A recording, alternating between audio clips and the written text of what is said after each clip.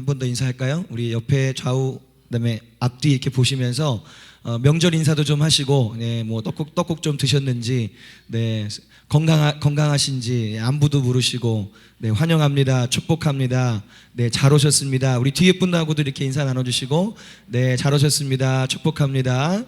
네, 명절날 혹시 배탈은 나지 않으셨는지. 너무 많이 먹으면 이제 배탈이 나면 안 되니까. 네.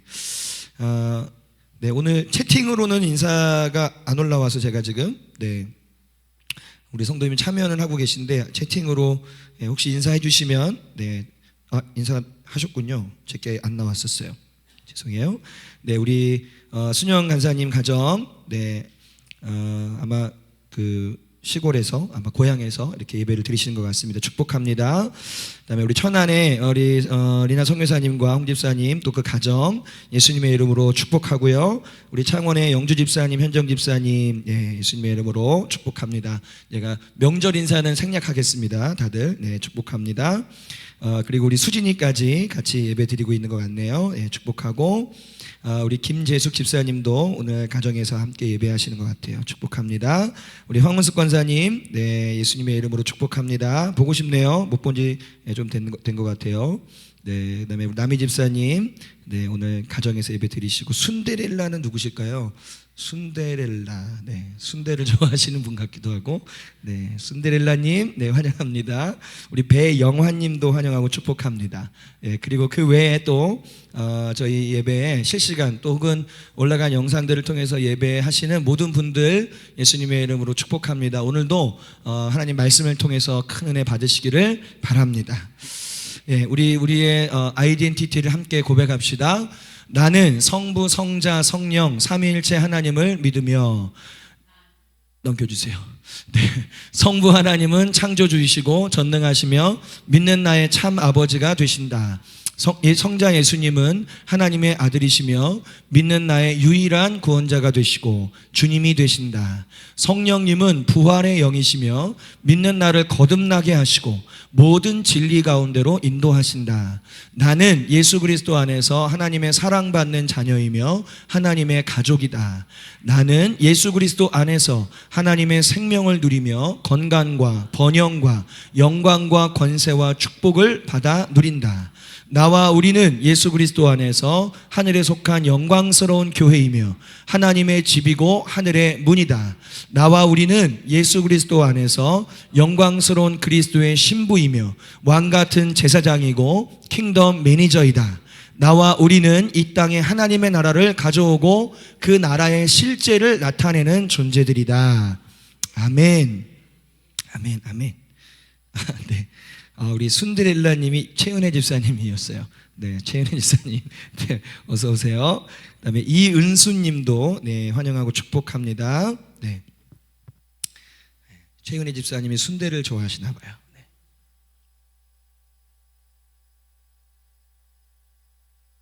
네. 여러분, 지금 우리가 사는 시대가 굉장히 놀랍게 달라지고 있고 변화되고 있는 그런 시대인데, 네, 정말 놀랍게 바뀌고 있어요. 하루하루가, 그리고 1년 1년이 과거의 10년이 지금 시대의 1년 혹은 몇 달 이렇게 확 바뀌어지는 그런 시대를 우리가 살아가고 있습니다.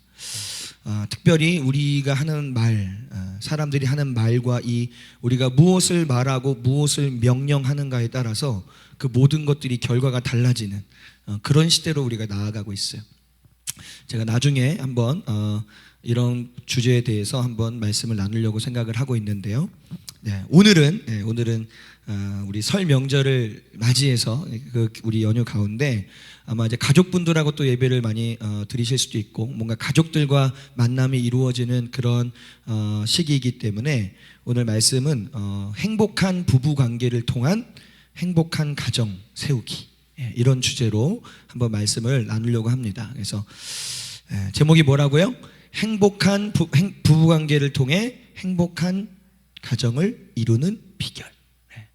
저는 아직 결혼을 안 했는데요. 네, 결혼을 안 했기 때문에 배우자가 없기 때문에 오늘 말씀을 잘 들어야 돼요. 오늘 말씀을 이미 결혼하신 분들도 배우자가 있으신 분들도 잘 들으셔야 되고 아직 배우자가 없는 분들도 더 잘 들으셔야 돼요. 아멘. 그래서 행복한 부부 관계를 어떻게 오늘 보니까 청년들이 그래도 많이 보여서 좋아요. 할렐루야. 자, 오늘 본문 말씀은 에베소서 5장 22절로 23절 말씀인데요. 한번 같이 조금 기니까 교독을 하겠습니다. 제가 한 절 읽고 그다음에 여러분들이 한 절 큰 소리로 읽어주시면, 자, 에베소서 5장 22절부터 33절 제가 읽겠습니다. 아내들이여 자기 남편에게 복종하기를 주께 하듯 하라.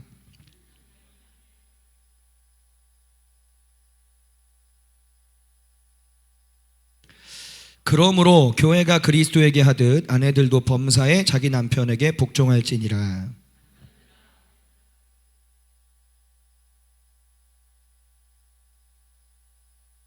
이는 곧 물로 씻어 말씀으로 깨끗하게 하사 거룩하게 하시고,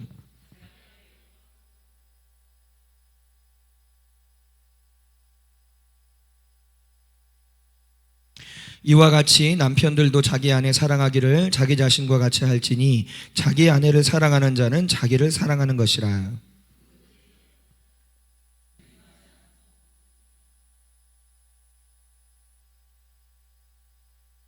우리는 그 몸의 지체임이라.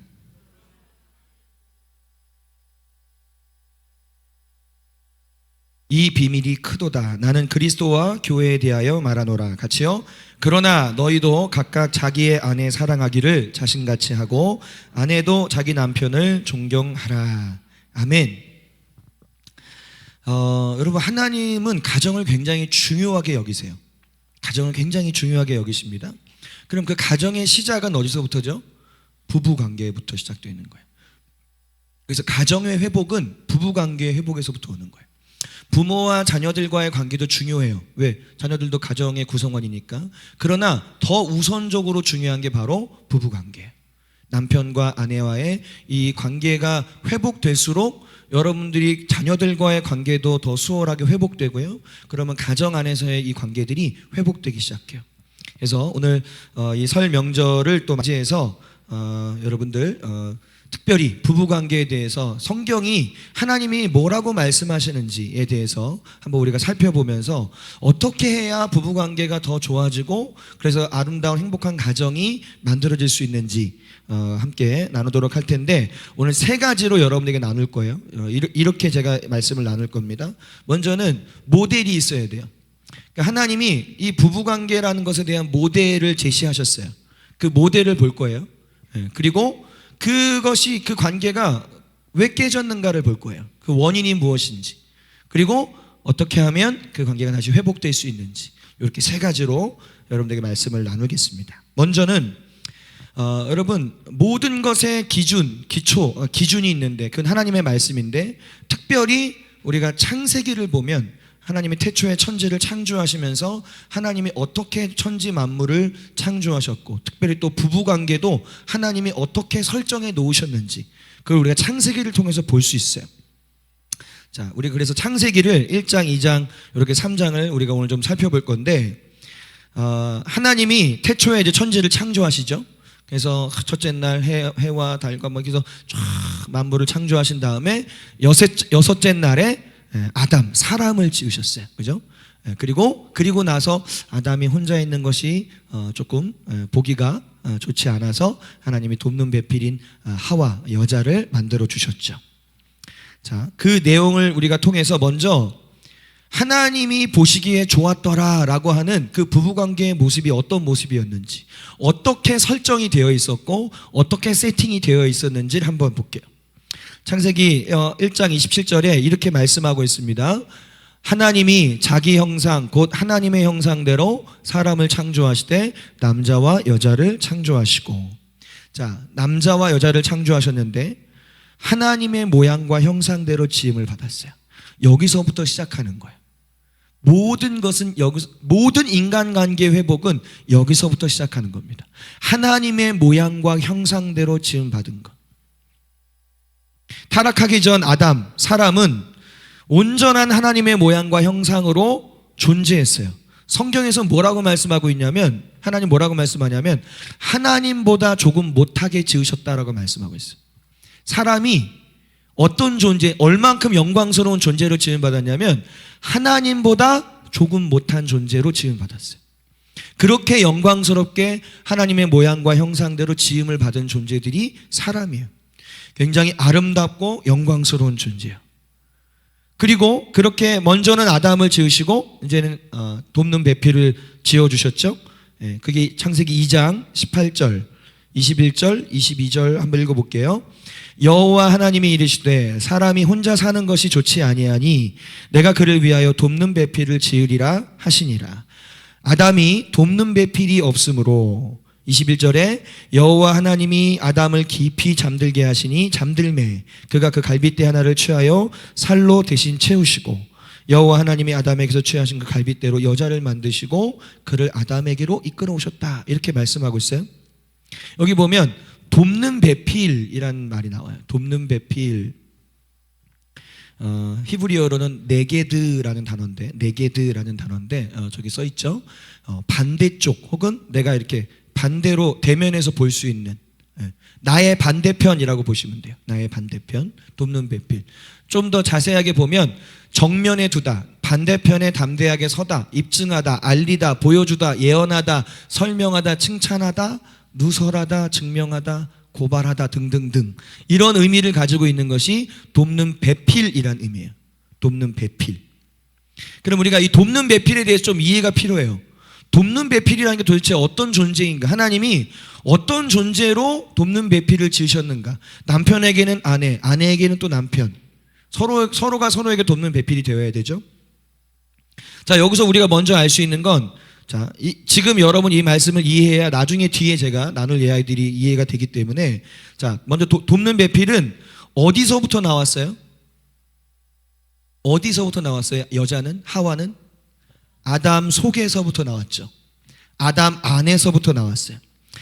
돕는 배필은 아담 혹은 남편이라고 할게요. 남편 안에서 나온 존재로서 하나님의 모양과 형상을 가지고 있어요. 이 말의 의미는 뭐냐면 여러분 속에서 누가 나왔다고 생각해 보세요. 어떤 존재가 있는데 여러분 속에서 나온 존재예요. 그러면 그걸 그 존재만큼 여러분을 아는 존재가 세상에 없을 거예요. 돕는 배필은 그런 존재예요. 여러분을 가장 잘 아는 사람. 배우자라는 관계는 그런 거예요. 여러분 세상에서 자, 하나님을 빼고 하나님 제외하고 여러분들을 가장 지금 결혼한 사람들 일단 얘기해 봅시다. 누가 제일 잘 알아요? 서로가 서로를 제일 잘 알죠? 그게 돕는 배필이라는 의미예요. 서로에 대해서 가장 잘 알아요. 그렇기 때문에 가장 잘 도울 수 있는 존재예요. 내가 이 사람을 너무 잘 알아. 그러니까 어떻게 도와야 될지도 제일 잘 아는 사람이. 그게 돕는 배필이라는 의미예요. 그 다음에 이 돕는 배필을 자 아담으로부터 하나님이 이제 나오게 하셨는데 이 돕는 배필 다시 말하면 배우자라고 할게요. 이 배우자를 누가 이끌어 오셨어요? 누가? 하나님이 그 하와 여자를 아담에게 이끌어 오셨어요. 성경은 그렇게 말씀해요. 아담이 찾아갔다고 한 게 아니라 하나님이 그 배필을 이끌어 오셨대요. 아담에게. 여기서 우리가 또 하나 볼 수 있는 거 돕는 배필에 대해서 배우자에 대해서 자, 지금 이미 결혼을 해서 나는 배우자가 있다. 이런 분들 후회만 하지 마시고 지금 있는 배우자와 잘 회복될 수 있도록 여러분 오늘 말씀을 그래서 잘 들으시길 바라고 아직 배우자를 못 만났다. 아직 돕는 배필을 나 아직 못 만났다. 잘 들으세요. 여러분 우리가 여긴 다 이제 크리스찬들이잖아요. 크리스찬으로서 우리가 배우자를 만날 때 또 만나야 할 때 어떤 순간적인 감정이나 기분으로 만나면 안 돼요. 배우자는 그렇게 정하는 게 아니에요. 또 인간적이고 세상적인 어떤 생각과 그러한 기준을 가지고 사람을 만나면 안 돼요. 물론 뭐 그런 걸 전혀 보지 말라는 것도 아니에요.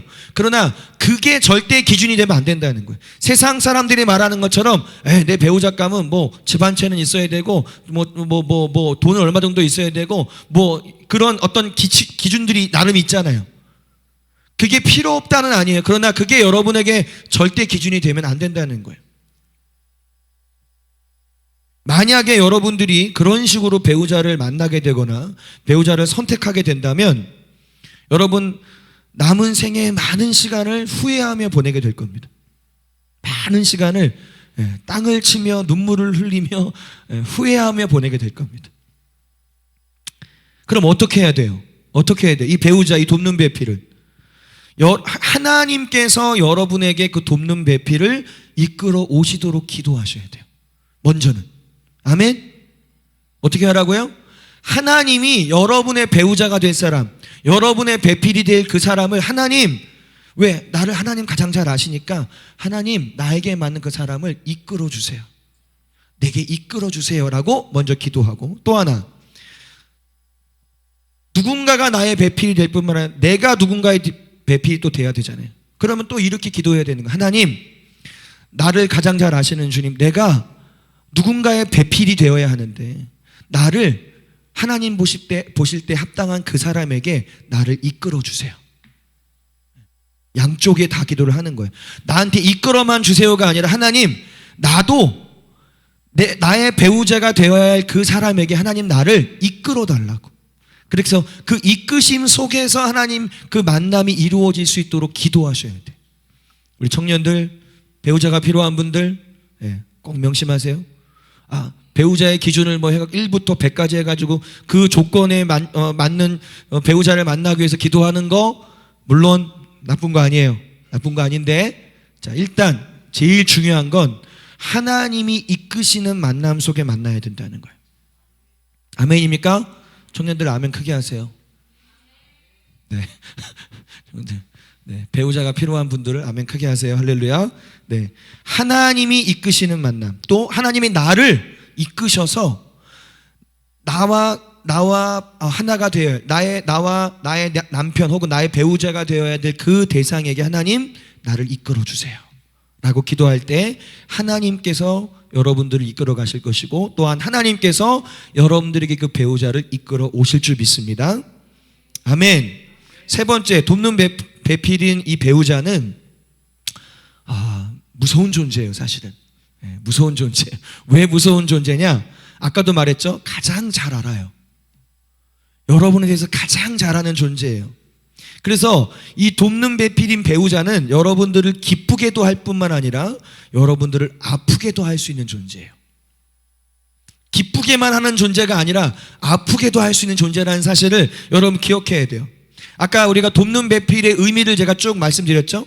그 내용들을 통해서 보면 여러분, 돕는 배필, 여러분의 배우자는 여러분들을 격려하고 위로하고 칭찬하는 역할도 하지만, 그래서 여러분들을 세우고 여러분들을 기쁘게 하는 역할도 하지만, 어떤 역할도 하냐면 여러분들이 알지 못하거나 보지 못하는 것들에 대해서 알려주거나 보여주거나 혹은 예언하거나 혹은 설명하거나 때로는 고발한다 그래요. 지적한다는 거예요. 여러분이 그러니까 배우자라는 말, 배필이라는 말은 나의 반대편이라는 얘기거든요. 그러니까 내가 보지 못하는 부분을 배우자가 볼 수 있다는 거예요. 그렇기 때문에 내가 알지 못하고 보지 못하는 부분들에 대해서 알려줄 수 있어요. 그리고 때로는 내가 뭔가 잘못하고 있는 부분들에 대해서 지적해 줄 수 있는 그런 존재가 돕는 배필이에요. 또 그러한 역할을 해야 되는 존재가 돕는 배필이에요. 맨날 듣기 좋은 말만 하는 것이 돕는 배필의 역할이 아니라 칭찬도 하고 격려도 하고 세워야겠죠. 그러나 또 다른 누군가가 하지 못하는 그런 얘기를 나의 반쪽인 나의 배필인 누군가가, 그 존재가 알려줘야 되는 거예요. 모르는 부분 혹은 보지 못하고 있는 부분들에 대해서 알려줄 때 물론 그 얘기를 들을 때 기분이 나쁠 수 있어요. 뭔가 때로는 여러분 배우자가 여러분 지적할 때가 있잖아요. 그럼 기분이 마냥 좋지는 않아요. 그러나 그게 돕는 배필의 역할 중에 하나라는 거예요. 그래서 그거를 받아들임으로 말미암아 온전하게 되는 거예요. 아멘. 돕는 배필의 역할이 어떤 것인지 여러분 잘 기억하세요. 잘 기억하세요. 이게 성경에서 말씀하고 있는, 하나님이 부부관계를 만드실 때, 세팅하실 때 돕는 배필로서 그렇게 아담에게 하와를 보내주셨다는 거예요. 물론 배우자분들, 남편이든 아내든 돕는 배필의 역할이, 지적하는 역할이 있어요. 근데 지혜롭게 할 필요가 있어요. 지혜롭게. 먼저 칭찬을 많이 해주세요. 먼저 격려를 많이 해주세요. 그리고 지적하는 부분은 저 뒤에서, 저 뒤에서 나중에 살짝 이렇게. 이게 지혜예요, 지혜. 먼저 지적할 것부터 죄다 지적하고 그 다음에 얘기하면 대화가 안 됩니다. 막혀요. 이미 기분이 상할 대로 상했고 이미 마음이 막힐 대로 막혀버려서 더 이상 얘기가 안 들어가. 아무리 바른 얘기를 해도 이미 기분이 딱 상해버리면 얘기가 안 들어가. 왜? 사람은 감정적인 동물이기 때문에. 그래서 말을 함에 있어 전달하면서 지혜가 필요한 거죠. 그래서 일단은 칭찬과 격려. 그러니까 이게 여러분들이 사람과의 어떤 관계, 부부 관계뿐만 아니라 모든 관계에 있어서도 이런 원리들이 적용됩니다. 적용이 돼요. 그래서 누군가와 좋은 관계를 더 맺고 싶고 발전시키고 싶다면 여러분 먼저는 칭찬하는 연습을 많이 하세요. 칭찬하는 훈련을 많이 하세요. 아멘? 왜 아멘을 안 하세요? 칭찬하는 훈련을 많이 하세요. 외국 사람들은 이게 굉장히 자연스러워요. 막 조금만 뭘 해도 막 그 리액션과 함께 뭐 땡큐 뭐 하면서 막 원더풀 막 나와요. 근데 이상하게 우리나라 사람들은 그런 거에 참 야속해.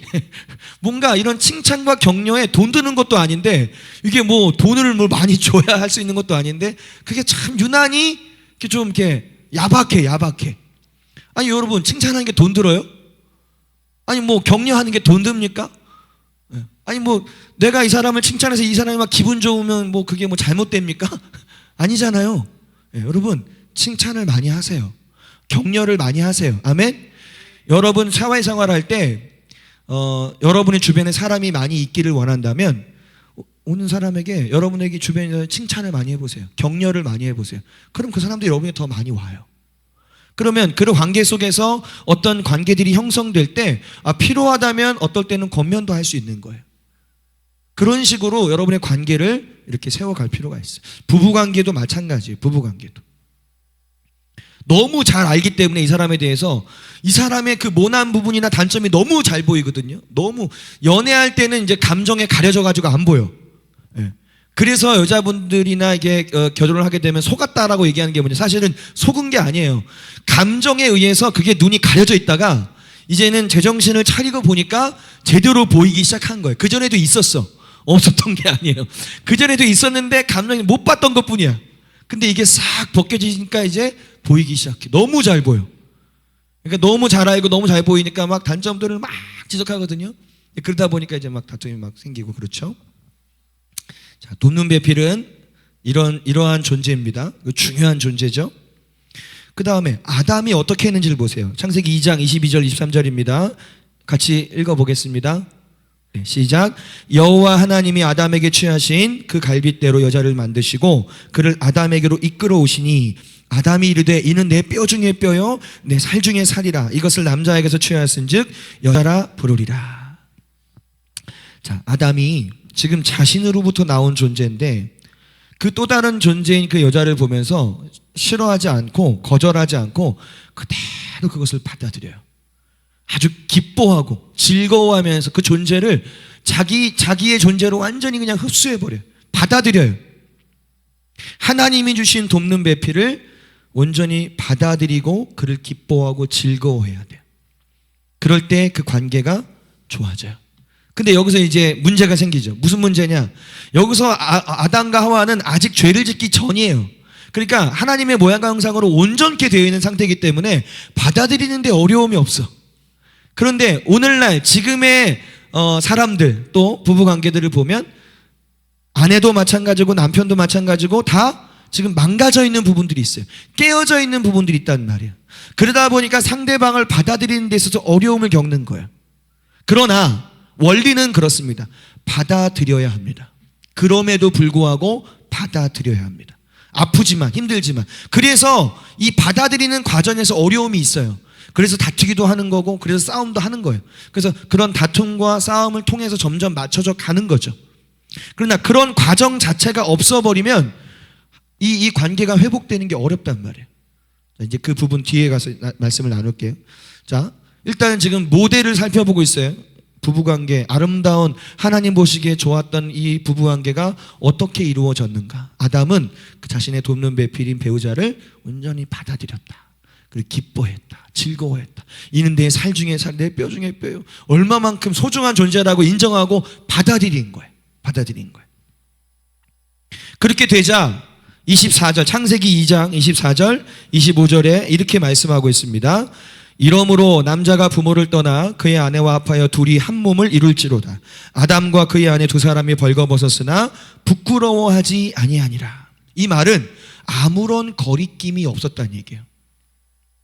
남편과 아내 사이에, 배우자 사이에 아무런 거리낌이 없는 상태, 완전히 투명한 상태, 그냥 그 소통이 그냥 원활하게 이루어지고 아무런 거리낌이 없는 상태, 온전히 한 몸을 이루고 한 마음이 된, 하나가 된 상태였다는 얘기죠. 그게 태초에 하나님이 사람을 지으시고 부부라는 그 관계를 형성하시면서, 그러면서 처음으로 가정을 이루셨을 때의 모습이에요. 이게 하나님이 지으신 부부관계, 가정의 모습이에요. 이게 본래 모습이라면. 그런데 깨지기 시작했죠. 근데 이건 하나님이 깨뜨리신 게 아니에요. 그 원인들이 몇 가지가 있었어요. 이 관계가 깨어지는 데 있어서 원인이 되었던 것들이 몇 가지가 있는데, 그것이 크게는 4가지인데 4가지 이유를 한번 우리가 하나씩 살펴봅시다. 자, 창세기 3장 1절 한번 볼까요? 창세기 3장 1절. 모든 것이 좋았어요. 모든 것이 하나님 보시기에 좋았어요. 3장 1절에 읽어봅니다. 그런데 뱀은 여호와 하나님이 지으신 들짐승 중에 가장 간교하니라. 뱀이 여자에게 물어 이르되, 자, 뱀, 그 배우의 악한 영이 다가온 거죠. 이렇게 누구에게? 여자에게 다가온 거예요. 자, 모든 이 세상에 있는 모든 그 안 좋은, 그리고 어떤 부정적인 그것의 원인은 누굽니까? 하나님이십니까? 아닙니다. 원수 마귀예요. 하나님이 그 모든 것의 원인이 아니에요. 하나님은 모든 것을 완벽하게 지어 놓으셨어요. 모든 것을. 그런데 이제 이 원수가, 이 악한 것이 들어옴을 통해서 그때부터 모든 것들이 이제 망가지기 시작하는 거예요. 망가지기 시작하는 거예요.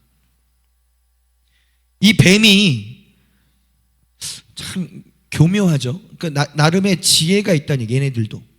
얘네들 지혜가 있는데 어떻게 접근하는지를 보세요. 뱀이 아담한테 직접 다가가지 않아요. 아담한테 가지 않고 여자에게 가요. 하와에게 가요. 그래서 그 여자를 통해서, 그 배우자, 그 배필을 통해서 다른 상대방 배우자에게 영향을 끼치도록 만들어요. 오늘날도 마찬가지입니다. 오늘날도 마찬가지인데 이 수법을 원수는 계속 사용하는데, 원수 마귀가 여러분들에게 직접 다가가기도 할 거예요. 직접 여러분들을 넘어뜨리기 위해서 공격하거나 어떤 안 좋은 생각을 주거나 그럴 수 있어요. 직접적으로. 그러나 많은 또 경우에는 나와 가장 가까이에 있는 사람과의 관계를 이용해서 접근하는 거예요.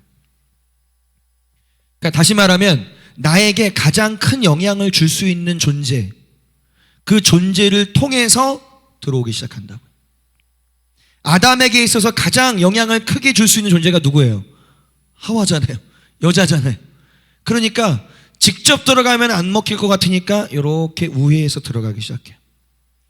가까이에 있는 가족들이나 혹은 친구들, 여러분 가장 가까이에 있는 그 주변의 사람들을 통해서 영향을 주려고 한다는 거예요. 그래서 예수님이, 우리가 마태복음에 보면 10장 36절에 사람의 원수가 누구래요? 집안의 원수, 집안 식구다, 이렇게 있습니다. 사람의 원수가 집안 식구다. 이 말이 언뜻 들으면 도저히 이해가 안 되잖아요. 아니, 어떻게 하나님이, 예수님이 사랑하라고 그랬는데, 가족들을 사랑하라고 그랬는데 여기서는 또 가족이 원수라고? 이 말은 뭐냐면, 그러한 지금 이 악한 것들이 타락한 이 세상에서, 지금 타락한 하나님의 모양과 형상이 지금 깨어진 그런 사람들 가운데 이 악한 것들이 그 사람들을 이용해서, 그 사람을 통해서 접근할 수 있다는 거예요. 더구나 가까이에 있는 사람일수록 그러한 상대방에게 가장 큰 영향을 줄 수 있기 때문에 그러한 전략을 쓴다는 거예요. 그래서 조심해야 돼요. 주의해야 돼요. 뭘 주의해야 되냐? 가까운 관계일수록 더 조심해야 되는 거예요. 그러니까 이 말은 가까운 관계를 멀리해라, 관계를 끊어라, 그런 말이 아니라 서로가 가까운 관계일수록, 그래서 여러분 가족 관계일수록 혹은 가까운 관계일수록 더 예의를 차려야 되고 더 존중해야만 되는 거예요. 그렇지 않으면 가까운 사이니까 가족이니까 그러면서 함부로 말하기 시작하고 그냥 틱틱대기 시작하고 그러면 그 영향이 굉장히 크단 말이에요. 아내가 남편에게 주는 영향은 굉장히 큽니다, 여러분. 저기 이웃집 여자나 아니면 다른 어디 뭐 직장의 동료의 어떤 누군가가 어떤 말을 통해서 영향을 주는 것보다 내 배우자 한마디가 100배, 1000배의 영향을 줘요. 반대로도 당연히 마찬가지. 아내는 남편에게 가장 큰 영향을 주고 남편은 아내에게 가장 큰 영향을 줍니다. 또 부모는 자녀에게 영향을 많이 주죠. 자녀도 이제 부모에게 영향을 많이 주지만. 그래서 특별히 지금 이제 배우자 얘기니까 돕는 배필인 배우자는요, 상대 배우자를 하나님이 주신 이유는 돕고 성공시키기 위해서 주신 것이지 망하게 하려고 주신 게 아니잖아요. 그죠? 돕는 배필의 목적은 도와서 세워서 성공시키기 위해서. 그래서 서로가 하나님 나라 안에서 성공할 수 있도록 그래서 하나님이 주신 거거든요. 그런데 만약에 어느 쪽이든 부주의함으로 마귀의 미혹에 마귀의 생각에 노출되어서 그 마귀가 주는 생각은 악한 영들이 주는 그런 생각을 통해서 그런 걸로 배우자에게 상대방에게 어떤 말들을 하게 되면 내가 부주의해서 혹은 그거에 대해 내가 놓쳐서 혹은 그거에 내가 틈을 주어서 그렇게 된다면 여러분들은 만약에 여러분이 배우자라면 여러분의 배우자를 성공시키는 게 아니라 망하게 만들 수도 있어요. 그만큼 중요한 거예요. 그러니까 이 원수 마귀가 호시탐탐 그런 것들을 노린단 말이죠. 호시탐탐 노려요. 호시탐탐. 저에게 있어서 가장 큰 영향을 주는 존재는 사모님이에요. 사람 중에. 그래서 사모님과 저의 관계가 중요해요. 저도 노력을 많이 하고 있어요. 사모님도 노력을 많이 하고 있고. 너무 중요해요. 다른 사람이 한마디 그것이 사모님의 한마디 이 파급력이 다른 거예요. 왜? 배우자기 때문에. 배필이기 때문에. 좀 반대로도 마찬가지죠. 그러니까 그만큼의 중요한 자리고 책임 있는 자리라는 사실을 여러분 각자가 인식을 해야 돼요. 각자가. 나의 말 한마디가 나의 배필에게 배우자에게 이 배우자를 저 하늘로 높이 올릴 수도 있고 저 땅으로 완전히 가라앉힐 수도 있다는 거예요. 여러분의 말 한마디가. 청년들 잘 듣고 있습니까? 네. 여기 우리 청년들, 우리 남자 청년들 있는데 여러분의 말 한마디가 배우자를 살리기도 하고 죽이기도 해요. 말을 잘 하셔야 돼요. 칭찬을 많이 해주세요. 격려를 많이 해주세요.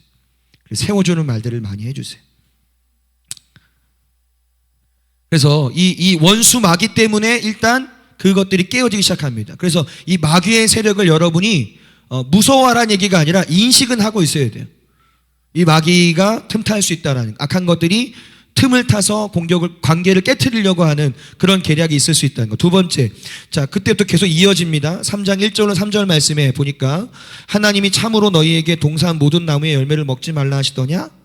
여자가 뱀에게 말하되 동산 나무의 열매를 우리가 먹을 수는 있으나 동산 중앙에 있는 나무의 열매는 하나님의 말씀에 너희는 먹지도 말고 만지지도 말라 너희가 죽을까 하노라 하셨느니라. 이렇게 말해요.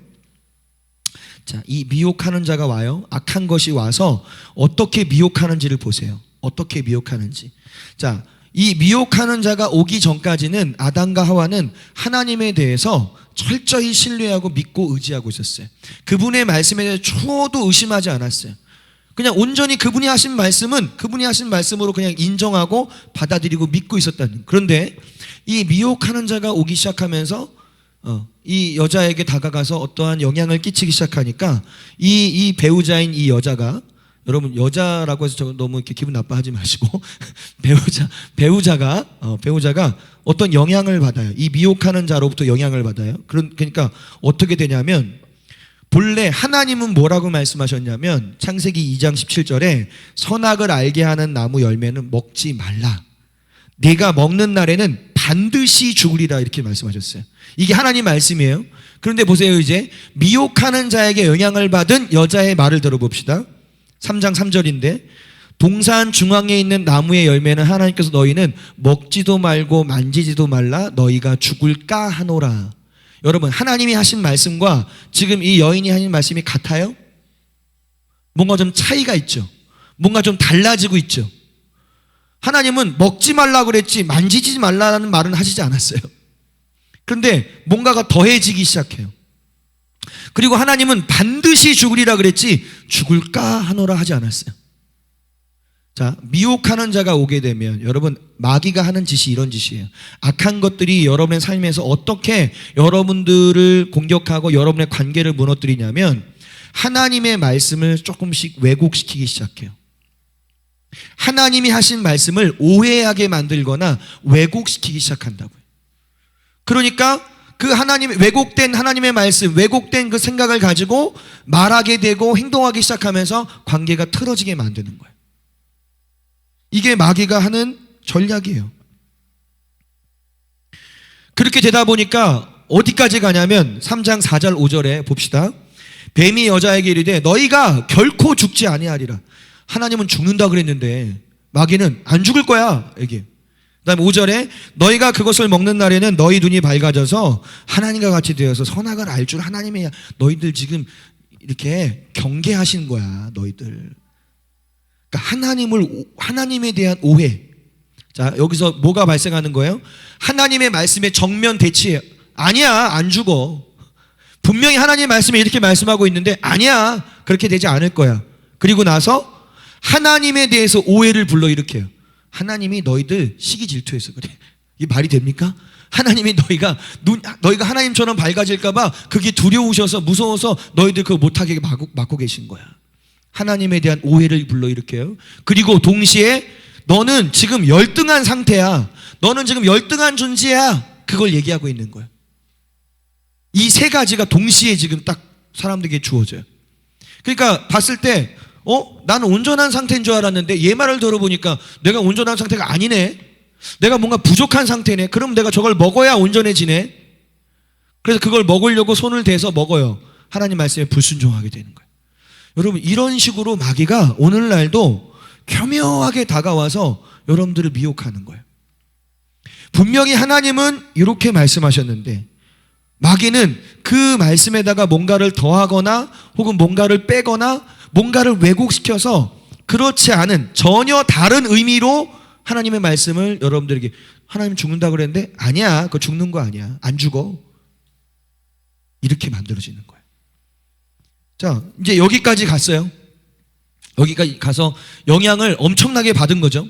그 다음에 최종적으로 본인이 이제 어떻게 해요? 선택을 해요. 불순종하게 돼요. 하나님 말씀에. 자, 첫 번째는 마귀가 원인이 돼서 오기 시작했습니다. 그 다음에 말씀을 왜곡합니다. 미혹이 시작돼요. 그 다음에 사람이 자기의 의지로 불순종을 선택해요. 자기가 선택한 거예요. 그러니까 여러분, 마귀는 여러분으로 하여금 선택하게 하지 마귀가 대신 선택해서 하게 하지 않습니다. 여러분이 그 선택을 하게끔 만들어요. 영향을 줌을 통해서. 그래서 결국은 불순종하게 되었어요. 이 죄로 말미암아, 이 불순종이라는 죄로 말미암아 하나님의 모양과 형상으로 지음을 받았던 아담과 하와의 그 하나님의 모양과 형상이 깨어지기 시작했어요. 죄가 들어오니까. 하나님은 죄가 없으신 분이잖아요. 근데 그 안에 죄가 들어옴으로 말미암아 깨어짐이, 이제 그 형상이 왜곡되고 깨어지기 시작해요. 거기서도 문제가 이제 막 발생하기 시작해요. 여러분, 모든 선택은 여러분이 하는 거예요. 배우자를 선택하는 것도 여러분이 선택하는 겁니다. 맞죠? 누가 대신 선택해서 결혼하신 분 있어요? 내가 선택한 건 아닌데 누가 대신 선택해줘서 내가 결혼했습니다. 그런 분 있나요? 최종 선택은 누가 하신 거예요? 결혼하신 분들 얘기해 보세요. 최종 선택은 누가 하신 겁니까? 여러분이 하신 거죠. 내가 한 거죠. 물론 어떤 영향이 있을 수는 있어요. 마귀가, 어떤 악한 존재가 영향을 줄 수는 있지만, 그러나 그 선택을 최종적으로 한 건 나였단 말이에요. 그러니까 내가 그거에 대한 책임을 지게 되는 거예요. 그 선택에 대한 책임을 지게 되는 거죠. 자, 아담과 그 하와, 여자의 불순종으로 인해서 하나님의 모양과 형상이 깨어지고, 그러면서 이제 부부 관계가 깨어지기 시작해요. 그전에는 하나 되어 있었어요. 완전히 연합되어 있었어요. 아무 문제가 없었는데 이제 이게 깨어지기 시작해요. 그러면서 어떤 일들이 일어나요? 네 번째로, 이 부부관계가 깨어진 결과를 이렇게 보니까 이제는 상대방을 탓하기 시작하고 원망하기 시작하고 상대방을 거절하기 시작해요. 자, 마귀의 미혹에 걸려 넘어졌습니다. 영향을 받았어요. 그래서 결과적으로 자신이 불순종을 선택해요. 그래서 하나님의 모양왕상이 깨어졌어요. 그러면 이제 하나님이 아담아 네가 어디에 있느냐 이렇게 물으셨을 때 아담이 뭐라 그랬죠?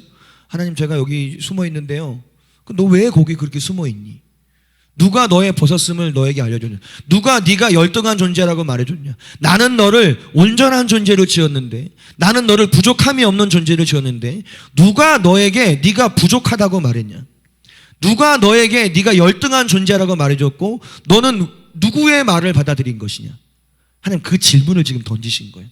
그러면 아담이, 자, 최종 결정은 누가 했다고요? 아담이 안 받아들일 수도 있잖아요. 하와가 막 이렇게 했다고 해도 안 받아들일 수 있잖아요. 그런데 받아들였잖아요.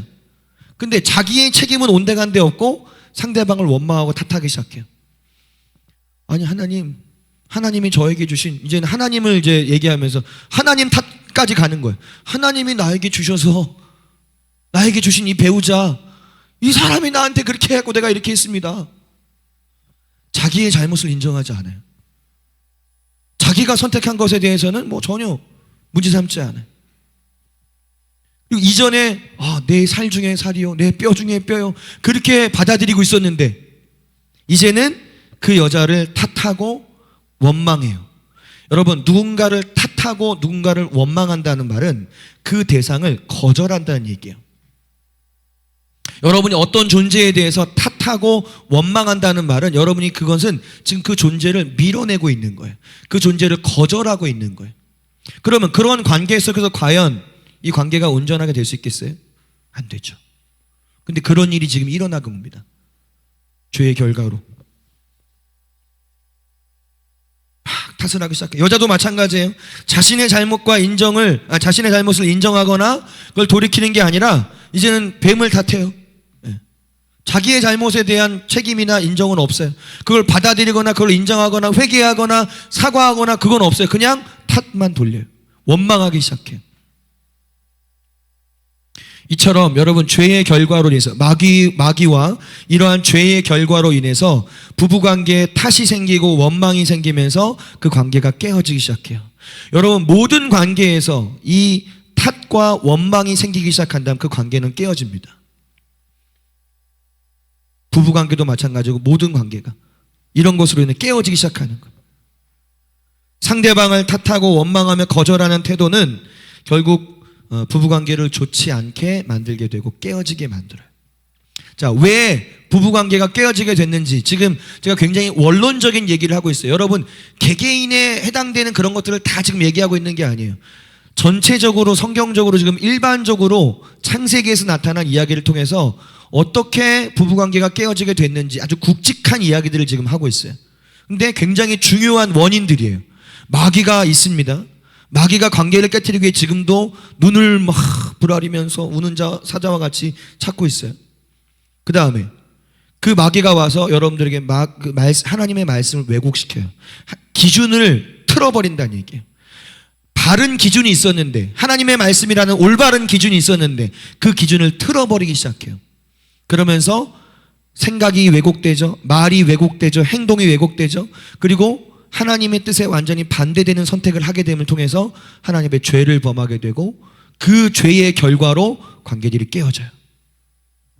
자, 그러면 이제 원인이 뭔지를 우리가 살펴봤으니까 이제 이거를 이제 회복해야죠. 어떻게 하면 우리가 회복할 수 있는가? 당연한 얘기 같지만 지금 우리가 나눴던 이 원인을, 그러니까 이 부부관계를 깨트리는 원인들을 제거하면 되죠. 원인을 제거하면 회복될 수 있어요. 그럼 어떻게 그 원인을 제거할 수 있는가? 5가지로 간단하게 말씀을 드릴게요. 첫 번째 시작, 그리고 가장 중요한 건 이거예요. 예수 그리스도의 복음을 받아들이고 그 안에서 성장해 가야 한다는 거예요. 어느 쪽이든, 남자든 여자든 어느 쪽이든. 왜냐하면 이 예수 그리스도의 복음만이 깨어진 하나님의 형상을 회복시킬 수 있거든요.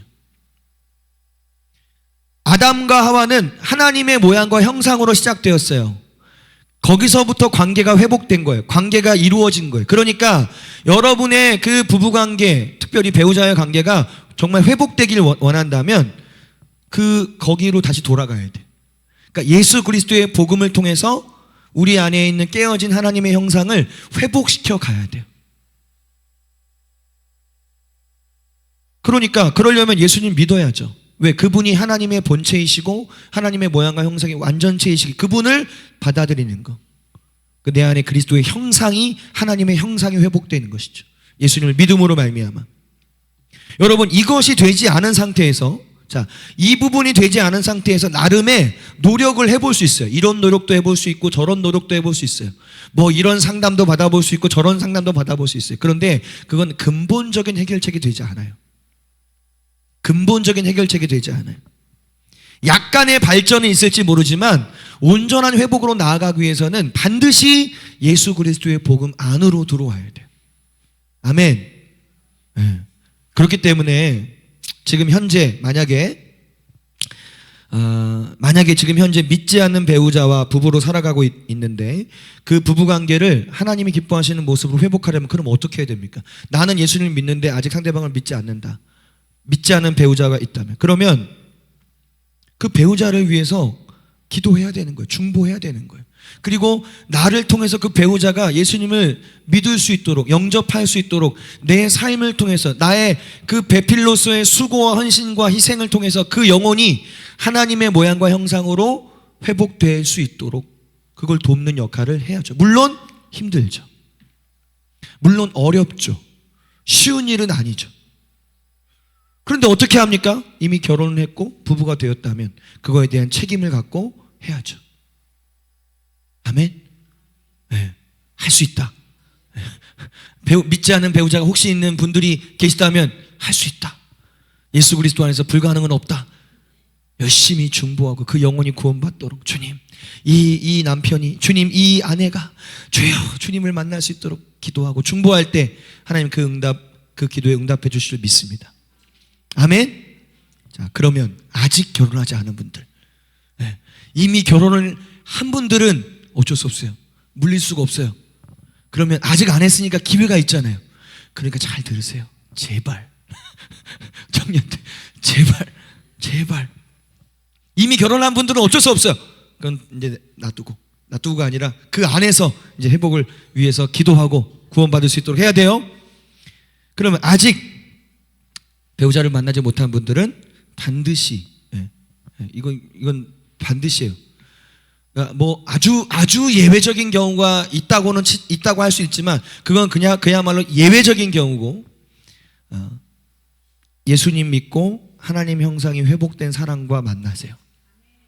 아멘. 그런 배우자를 하나님 이끌어 달라고 기도하고 여러분이 그런 배우자로서 이끌림을 받도록 기도하세요. 아멘입니까? 이미 결혼한 분들은 어쩔 수 없지만 지금 아직 배우자가 없는 분들, 배우자를 놓고 기도하는 분들은 반드시 그 사람이 예수님을 믿어서, 아직 신앙의 상태가 뭐 아직 수준이 좀 낮을 수도 있고 아직 미성숙할 수도 있어요. 그래도 일단 진짜 예수 믿는 사람, 그냥 무늬만 예수 믿는 사람 말고, 그냥 이 사람한테 내가 잘 보여야 되니까 교회 왔다 갔다 하는 그런 거 말고. 그러니까 연애도 충분히 해봐야 돼요. 최소 1년. 우리 교회 청년들은 최소 1년. 저는 지금 나이가 꽤 되는데요, 목사님. 그건 따로 상담하도록 따로 좀 적용을 할게요. 어쨌든 일반적으로는 누군가를 만났다? 교제 1년. 아시겠어요? 청년들 아시겠어요? 그 사람을 충분히 알아야 돼요. 1년도 사실은 모자르지만 알아야 돼요. 충분히 알아봐야 돼. 그래서 그 사람이 믿음이 아직은 조금 신앙이 연약하다 할지라도 그래도 진짜 예수 믿는 사람, 진짜 그 안에 하나님의 형상인 예수 그리스도가 계신 사람, 그 사람을 만나세요. 아멘. 그리고 자, 일단 여기서 시작을 합니다. 그래서 회복이 시작되기 시작하는 거예요. 그 다음에 제거해야 될 대상이 바로 원수 마귀예요. 이 마귀가 호시탐탐 여러분의 관계를 깨트리기 위해서 막 노린다고요. 여러분의 가장 가까이에 있는 사람들, 그들의 미숙함이나 그들의 어떤 부주의함을 통해서, 그들을 통해서 원수 마귀의 생각을, 그들의 생각을 말을 통해서 집어넣어 준단 말이에요. 그러니까 이 마귀를 대적하고 마귀를 제거해야 돼. 성경은 이렇게 말씀해. 너희가 하나님께 순복하라. 그리고 마귀를 대적하라. 그래 마귀가 떠나가게 될 것이다. 여러분, 부부관계에 있어서 이렇게 다툼이 일어나는 거, 그 원인 중에 하나는 그 배우의 악한 영들이 역사할 수 있어요. 그러니까 뭔가 자꾸 싸움이 자꾸 일어난다, 다툼이 자꾸 일어난다 그러면 기도하세요. 먼저 기도하고 예수님의 이름으로 대적하세요. 이 우리의 관계를 깨트리려고 하는, 우리의 이 관계를 흔들려고 하는 악하고 더러운 원수 마귀 예수님의 이름으로 떠나갈지어다. 우리 영광스러운 교회 성도님들 가정 안에, 모든 부부관계 안에 이것을 흔들려고 하고 깨트리려고 하는 모든 악한 세력들 이 시간 예수님의 이름으로 떠나갈지어다. 떠나갈지어다. 아멘. 이렇게 아시겠어요? 원수 마귀가 있습니다. 마귀가 깨트리려고 해요. 그러니까 이거를 인식하지 않고 그냥 이 사람과 나와의 성격 차만 이렇게 생각하면 그 배후에 있는 이 악한 영이 계속 이렇게 충동질을 하면서 하고 있는데도 그 원인을 제거하지 못하니까 해결이 안 되는 거예요. 일단 그 원인은 대적하세요. 어떤 자꾸, 그러니까 그래서 영적인 분별력을 키워야 돼요. 여러분 기도하면서, 여러분 신앙생활하면서 영적인 분별력을 잘 키워가면서 지금 뭔가 우리 가정에 혹은 우리 이 부부관계 안에 뭔가 이 악한 것들이 지금 뭔가 틈타는 것 같다. 그러면 기도하는 거예요. 예수님의 이름 대적하는 거예요. 할렐루야. 우리는 그런 권세가 있습니다. 여러분 모두에게 그 권세가 있어요. 예. 그 다음에 조금 더 디테일하게 들어가 볼게요. 아담은 배우자인 그 돕는 배필인 하와를 기쁘게 받아들였다 그랬어요. 네. 온전하게 받아들였어요. 제가 이미 말씀드린 것처럼 여러분의 배우자는 하나님께서 여러분을 위해 마련하시고 짝지어주신 돕는 배필이에요. 배필. 그래서 그 여러분의 배우자는 여러분들을 하나님 다음으로 가장 잘 알고 가장 잘 도와줄 수 있는 존재예요. 인정이 되십니까? 네. 여러분의 배우자는 세상 그 어떤 사람들보다 여러분을 가장 잘 알고 가장 잘 도와줄 수 있는 존재다. 여러분의 배우자는 여러분들을 격려하고 칭찬하거나 또 혹은 여러분이 잘 모르고 있는 부분들에 대해서 알려주기도 하고 때로는 지적할 수도 있어요. 그런 역할을 통해서 여러분을 돕는 존재라는 거예요. 그런데 일단은 이거에 대해서 우리가 인정을 하고, 그래, 하나님이 내게 짝져준 이 짝은 나를 돕는 존재야. 때로 나를 힘들게 할 때도 있고 나를 기쁘게 할 때도 있고 여러 상황들이 있지만 일단 그것만큼 내가 일단은 인정을 하는 거야. 나의 돕는 배필은 나를 돕기 위해서 하나님이 보내주신 거야. 아까도 말씀드렸듯이 아직 하나님의 형상으로 회복되지 못한 상태라 할지라도 믿지 않는 사람이에요. 근데 결혼을 했네요. 그러면 이 사람이 믿지 않고 난 믿으니까 그러면 바로 이혼해버려야 되나요? 헤어져! 끝내! 그게 아니에요. 그 안에서 그 상대방을 물론 그걸 받아들이기가 힘들어요. 아픔이 있어요. 그러나 품기 시작하는 거예요. 힘들지만 그 사람이 아직 하나님의 형상으로 회복되지 못한 상태라 할지라도 그 사람이 나의 일부분이라는 사실을 인정하고 받아들여야 한다는 거예요. 여러분의 일부분이에요. 여러분 결혼하신 분 상대방 배우자 여러분의 일부분이에요. 여러분으로부터 나온 거, 여러분과 어떤 한 몸을 이루기 위한 짝인 거예요. 짝. 그걸 인정하고 받아들여야 돼. 그리고 여러분이 여러분 자신을 사랑하는 것처럼 자신의 일부분인 배우자를 사랑하기 위해서 노력해야죠. 노력해야 돼. 내 마음에 들지 않는 부분이 있어도, 내 마음에 들지 않는 부분이 있어도 어쩌겠습니까? 그가 이미 내 일부분인데, 내 일부분이 되어버렸는데 어쩌겠어요? 받아들이고 인정하고, 그리고 그 안에서 일단은 인정하고 받아들인 상태 안에, 그 안에서 회복을 위해 나아가야 돼요. 이걸 거절하고 있으면서 회복으로 나아갈 수는 없어요. 내가 이 사람을 인정하지 않고 이 사람을 거절하고 있는데 어떻게 그 관계가 회복될 수 있겠습니까? 부족함이 있고 어떤 모자람이 있고 혹은 내 마음에 들지 않은 어떤 부분이 있다 할지라도 일단 하나님이 내게 짝지어주신 짝이다라는 그 사실, 그 진리, 그걸 내가 믿고 받아들이는, 그리고 그 안에서 함께 회복되어 가요. 그러면서 네 번째 조심해야 될 것, 주의해야 될 것, 또 여러분들이 그 관계를 개선하기 위해서 이런 자세가 필요한데, 자, 그런 상태에서 상대방을 탓하기보다는 각자가 자기 자신을 살피는, 그리고 혹시나 잘못이나 실수가 있다면 인정하고 용서하거나 사과할 줄 알아야 돼. 너무 당연한 얘기죠. 너무 당연한 얘기인데, 아까도 말씀드렸듯이 여러분, 누군가를 탓하고 원망하는 것은 상대방을 거절하고 있는 거예요. 그런 상태에서는 관계가 호전되지 않아요. 모든 관계는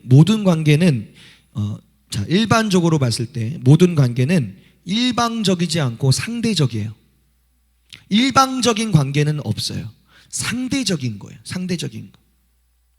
그렇기 때문에 100% 상대방만 잘못한 경우는 그리 많지 않습니다. 아예 없다고 말씀드릴 수는 없지만 그리 많지 않아요. 100% 나는 잘못이 1도 없고 저 사람이 100%야.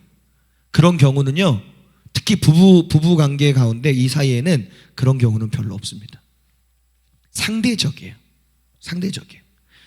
그래서 100% 상대방만 탓하고 100% 상대방만 원망하고 그 사람을 거절하는 건 관계 회복에 도움이 안 된다는 얘기예요.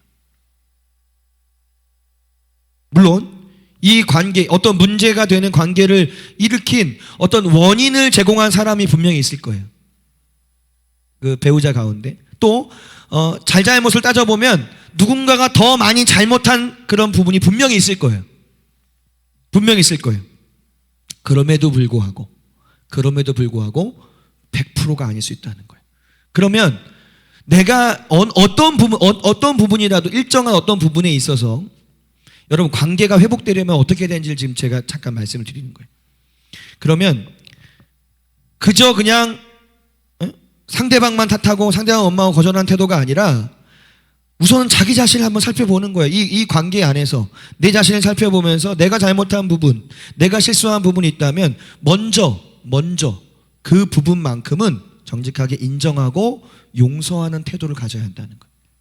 저 사람이 용서하면 나도 용서할게요. 그게 아니라 먼저 내가 잘못한 부분, 내가 잘못하지도 않았는데 무조건 다 싸잡아두고 내 잘못입니다, 그렇게 하지 마세요. 그것은 오히려 관계를 좋게 만드는 게 아니에요. 나중에 그렇게 계속 가면 여러분이 힘들어져요. 그러면 여러분이 힘들어지니까 지치니까 또 관계가 틀어지게 돼요. 그러니까 여러분이 다른 사람만, 상대방만 보면서 탓하고 원망하고 그러고만 있으면 절대 그 관계가 회복되지 않으니까 일단은 어떤 문제가 발생하고 원인 제공자도 있을 거고 더 많이 잘못한 사람도 있을 텐데 일단은 자기 자신을 먼저 보라는 얘기예요. 내가 이 상황에서 내가 혹시 실수하거나 내가 혹시 잘못한 부분이 있지 않나? 그럼 만약에 그런 부분이 발견됐다면 그 부분에 있어서는 여러분이 먼저 인정하고 사과하기 시작하라는 거예요. 여러분이 먼저. 그러면 그게 발단이 돼서 관계가 좋아질 수 있는 다리가 생기기 시작해요. 아시겠어요? 네. 무조건 자기 탓 돌리라는 얘기가 아닙니다. 그렇게 바보처럼 살라는 얘기가 아니에요. 일단은 남편도 아내도 내려놓아야 될 게 있죠. 자존심. 일단 자존심을 최대한 내려놓고, 그리고 상대방의 잘못을 지적하고 탓하고 원망하기 전에 먼저 내가 잘못한 부분은 뭐지? 지금 요 상황에서 내가 잘못하고 있는 부분이. 근데 우리는 항상 저 사람이 지금 뭘 잘못하고 있지? 그걸 먼저 생각하거든요. 그리고 그걸 먼저 얘기하거든요. 그러니까 계속 이게 안 되는 거예요. 근데 일단은 이제 생각을 바꿔서 내가 지금 뭘 혹시 실수했나? 내가 혹시 뭘 잘못한 게 뭐가 있지? 그리고 거기서 어떤 작은 부분이라도 혹은 어떤 그것이 적다 할지라도 그게 여러분이 깨달아졌다면, 그게 여러분이 알아졌다면 그 부분에 대해서는 겸손히 인정하기 시작해요. 그래, 내가 이 부분은 잘못했네. 내가 이 부분은 좀 실수한 것 같아. 그러면 그런 부분들로 인해서 대화가 시작되거나 그런 부분들이 관계 회복의 하나의 초석들이 되기 시작하는 거예요. 하나님이 그렇게 겸손히 반응하며 나아갈 때 하나님은 겸손한 자에게 은혜를 주시잖아요. 그 은혜 가운데 관계들이 회복되어질 수 있다는 거죠. 아멘. 그리고 그렇게 이제 누군가가 서로가 어느 쪽에서라도 자신의 잘못이나 실수를 인정하고 용서를 구하거나 사과를 하기 시작해요. 어느 쪽에서도 먼저 하기 시작해요. 그런데 여기서 잘해야 돼. 여기서 잘해야 돼. 거기다 대고 예를 들면 상대편이 먼저 자기가 실수하고 잘못한 부분을 인정하고 사과하며 그걸 얘기하기 시작했어요. 아, 때는 이때다. 그러면서 마치 자기가 이긴 것처럼 그리고 자기가 옳은 것처럼 거기다 대고 막 상대방을 가르치려고 하거나 책망하거나 훈계하거나 혹은 비아냥거리면 관계가 또 틀어지는 거예요. 여러분 솔직히 그럴 때 많죠. 누가 있으면 상대방이 먼저 사과를 해야 그러면 내가 마치 이긴 것 같아. 그래서 내가 옳은 것 같아. 그러니까 거봐 내가 그렇게 하지 말라고 그랬지. 거봐 내가 그렇게 하면 안 돼. 이렇게 해야 된다고. 막 이렇게 하면 관계가 그 자기 자신을 지금 인정하고 들어가려고 하는 그 마음까지도 그냥 탁 쳐버리게 되는 거예요. 여러분 그런 실수를 하지 마세요. 상대방이 크든 작든 그 잘못이 크든 작든 그 사람이 지금 그 사람의 잘못을 얼만큼 알든 모르든 일단 상대방이 그래도 자기가 뭔가 잘못한 것 같아서 그거에 대해서 인정하며 사과를 하며 용서를 구하며 그렇게 나온다면 그건 받아줘야 되는 거예요. 거기다 대고 막 가르치고 훈계하고 비아냥거리면 그걸 치는 거란 말이에요, 여러분이. 그러면 더 이상 진전이 안 되죠. 그때는 그 상대방의 용서와 혹은 사과를 용납하고 받아들여줘야 되는 거예요. 그리고 용서해줘야 되는 거예요. 그 부분에 대해서. 그렇게 받아들이고 그렇게 사과를 받아들이고 용서를 해주면서 그 다음에 여러분이 하고 싶은 말이 있으면 여러분이 바라는 점이 있을 거 아니에요. 그거는 좀 나중에 하세요. 그때 하지 말고 좀 나중에 뒤에. 그래서 조금 그 부분이 어느 정도 이렇게 회복되었다면 그때 사실은 근데 나는 이런 거를 원했어. 이런 거를 원해라고 말한다면 이게 대화가 되기 시작해요. 이해가 되시죠? 네. 상대방이 그렇게 다가오는 그 마음을 여러분이 그렇게 비아냥되거나 혹은 가르치려 들거나 혹은 책망하거나 이런 거를 내치지 마세요. 그러면 더 마음이 다쳐요, 상대방은. 그럼 더 이상 대화가 되기 안 돼요. 네. 마지막 6번째. 지금 쭉 어떻게 회복되어야 되는지 지금 말씀을 드렸어요. 정리가 되십니까? 네, 예수 그리스도 안에서만 회복이 됩니다. 그리스도 밖에서의 회복은 잠깐뿐이고 임시적인 거예요. 근본적인 게 아니에요. 근본적인 회복은 예수 그리스도 안에서, 복음 안에서 함께 성장해 가야 돼요. 남편도 아내도 모두가 성장해 가야 돼요. 그리고 마귀를 대적하십시오. 예수 그리스도의 이름의 권세로 마귀를 대적하고, 그리고 부부 사이에 서로의 존재와 서로의 역할을 인정하세요. 그리고 그걸 받아들이세요. 당신은 나에게 이런 존재야. 당신은 나에게 이런 존재라는 걸 인정하고 받아들이고, 그리고 어떤 문제가 있거나 어떤 것들이 발생했을 때 상대방 탓만 하지 말고 먼저는 여러분 자신을 한번 돌아보고, 작은 것이라도 여러분이 실수하거나 잘못한 부분이 인정이 된다면 그것을 사과하고, 그렇게 대화를 하면 다시 대화가 될 수 있단 말이에요. 그리고 상대방이 이렇게 용서를 구할 때 딱 내치지 말라. 마지막 6번째, 부부관계에 대해서 하나님이 말씀하신 것, 이제 그 부부가 함께 그 말씀 안에서 걸어 나가야죠. 자, 성경에 뭐라고 말씀되어 있는지 우리가 이 말씀을 읽고 오늘 말씀을 마치도록 하겠습니다. 에베소서 5장 22절 25절 말씀 먼저 읽어볼까요? 자, 부부관계에 대해서 하나님 뭐라고 말씀하시는지. 아내들이여 자기 남편에게 복종하기를 주께 하듯 하라.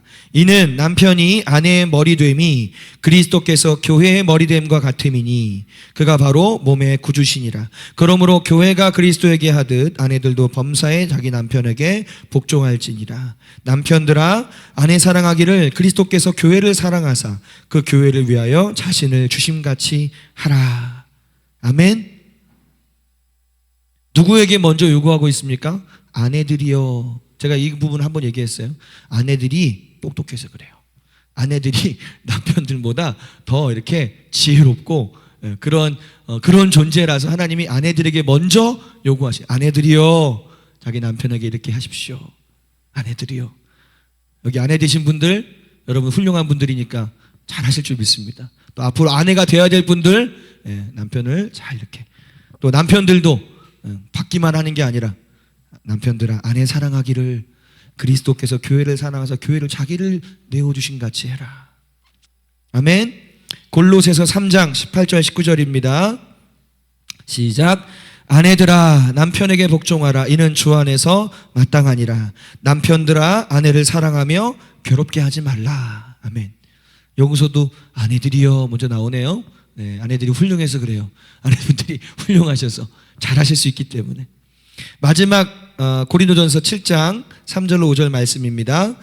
남편은 그 아내에 대한 의무를 다하고 아내도 그 남편에게 그렇게 할지라. 아내는 자기 몸을 주장하지 못하고 오직 그 남편이 하며 남편도 그와 같이 자기 몸을 주장하지 못하고 오직 아내가 하나니 서로 분방하지 말라. 다만 기도할 틈을 얻기 위하여 합의상 얼마 동안은 하되 다시 합하라. 성경이 굉장히 구체적이죠. 굉장히 실제적이죠. 가르침이. 남편은 아내에게 의무를 다하고 아내도 남편에게 의무를 다하고, 아내는 물론 여러분의 몸은 여러분의 것이죠. 그러나 여러분이 결혼을 하고 부부가 되었다면 여러분의 몸은 배우자의 몸이기도 한 거예요. 서로가 마찬가지. 그래서 내가 내 몸을 내 거니까 그냥 주장만 한다가 아니라 배우자가 있다면 그 배우자가 여러분의 몸을 주장할 수도 있다는 거예요. 서로 상대방이. 그러니까 그렇게 이 부부 관계는 서로가 하나님의 말씀 안에서 오늘 제가 나눈 이 말씀들을 통해서 얼마나 많은 이야기들을 또 우리가 할 수 있겠습니까? 그러나 아주 핵심적이고 원론적인 얘기를 오늘 제가 말씀을 드렸어요.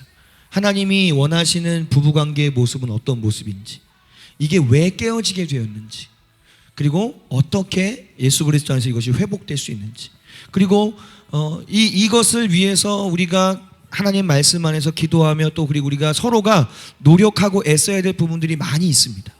많이 있어요. 그런 부분들도 우리가 하나씩 자라나면서 성장하면서 배워가고 그걸 적용해 갈 때 여러분 하나님 안에서 이 부부관계가 아름답게 세워지게 될 것이고, 여러분의 부부관계가 그렇게 세워지기 시작할 때 여러분의 자녀들과의 관계도 회복되기 시작할 거예요. 그리고 여러분의 가정이 하나님 보시기에 좋았더라, 그러한 하나님이 기뻐하시고 칭찬하시는 그러한 가정이 될 줄 믿습니다.